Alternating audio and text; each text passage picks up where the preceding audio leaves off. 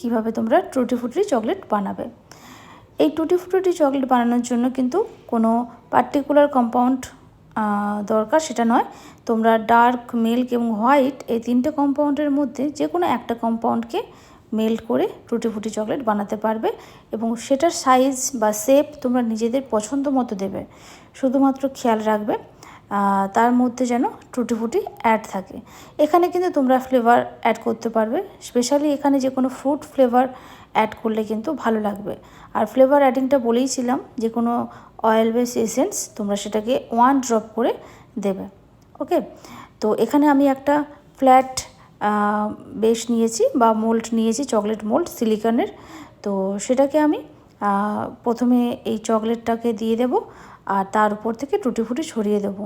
তোমরা চাইলে এই মোল্ডের নিচের দিকেও টুটি ফ্রুটি দিতে পারো, তারপরে চকলেট ঢেলে তার উপরেও টুটি ফ্রুটি দিতে পারো।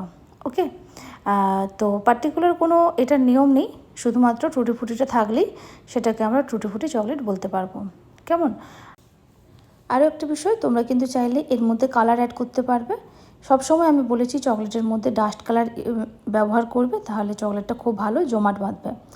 আর কোনো জেল বা লিকুইড কালার চকলেটের মধ্যে ব্যবহার করতে নেই।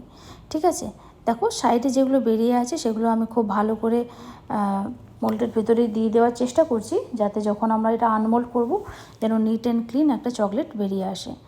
আর এই চকলেটের উপরে এরপর টুটি ফ্রুটি ছড়িয়ে সেটাকে ফ্রিজের মধ্যে 10 থেকে 15 মিনিট, আমি এটা মিনিমাম বললাম যদি খুব তাড়া থাকে, আর মোটামুটি এটা 20 থেকে 25 মিনিট যদি চকলেটটা খুব মোটা হয় এটাকে যদি ফ্রিজ করে রাখো তাহলে কিন্তু খুব ভালোভাবে এটা আনমোল্ড হয়ে যাবে।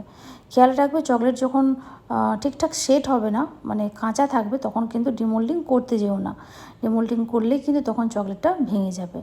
আর এইভাবেই আমি করলাম টুটি ফ্রুটি চকলেট, বেশ সুন্দর দেখতে হয়েছিল।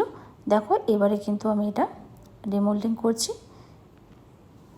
দেখো কত সুন্দর একটা চকলেট বেরিয়ে এসেছে। এরপর এটাকে তোমরা ভালো করে কাভার করে তো ডেলিভার করতে পারো।